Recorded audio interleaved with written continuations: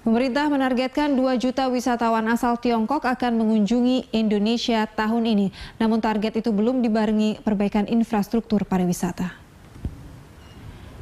Duta Besar Indonesia untuk Tiongkok, Sugeng Raharjo, mengatakan Indonesia berada di salah satu peringkat rendah dalam indeks kepuasan wisatawan Tiongkok. Padahal wisatawan Tiongkok bisa menjadi alternatif yang menjanjikan di tengah perlambatan ekonomi Eropa dan Amerika. Setiap tahunnya ada 107 juta warga Tiongkok yang berlibur ke luar negeri. Sayangnya yang berkunjung ke Indonesia tidak sampai 1 juta orang.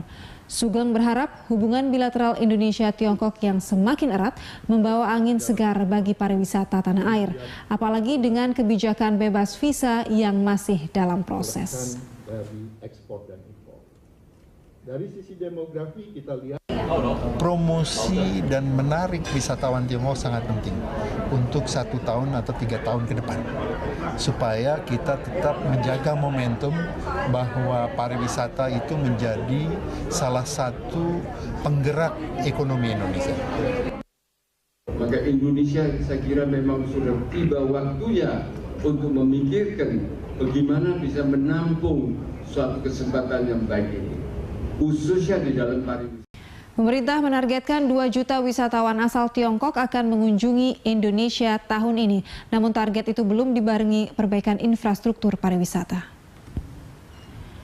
Duta Besar Indonesia untuk Tiongkok, Sugeng Raharjo, mengatakan Indonesia berada di salah satu peringkat rendah dalam indeks kepuasan wisatawan Tiongkok.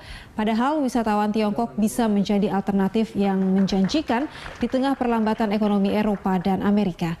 Setiap tahunnya ada 107 juta warga Tiongkok yang berlibur ke luar negeri. Sayangnya yang berkunjung ke Indonesia tidak sampai 1 juta orang.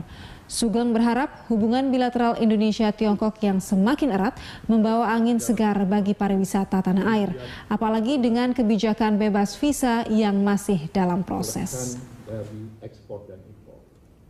Dari sisi demografi kita lihat Promosi dan menarik wisatawan Tiongkok sangat penting untuk 1 tahun atau 3 tahun ke depan, supaya kita tetap menjaga momentum bahwa pariwisata itu menjadi salah satu penggerak ekonomi Indonesia.